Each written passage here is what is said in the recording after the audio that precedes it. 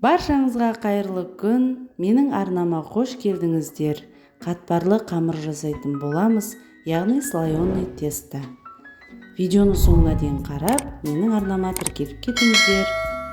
1 стакан су, 1 стакан сүт, тұз, 1 жұмыртқа салып, осылай араластырып, ұн салып, тесто жасаймыз.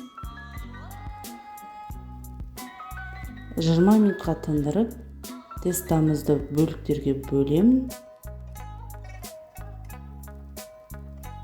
Осылай менде 4 бөлік шықты. Енді зуала жасап, қамырды жаюды бастаймыз. Үйі қанған қамыр. Қамырдың қыр-сыры илеуінде. Үйі қанған қамыр өздігінен әдемі болып жайылады. Қамырдың қатты баспай, қолыңызды ары-бері жүргізіп, осылай жайып аласыздар.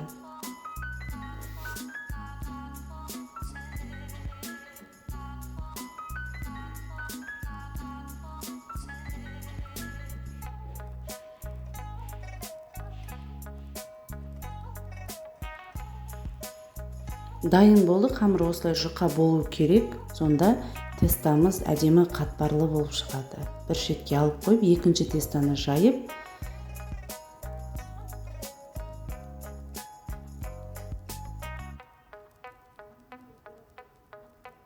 дайын болған жұқа қамырымызға осылай сливочное масло салып, майлап шығамыз. Жаңа орап қойған тестамызды тағы да үстіне салып, жайылған қамырымызды тағы да сливочное масло салып, осылай орап шығамыз. Қатты етіп, бір келке етіп ораймыз.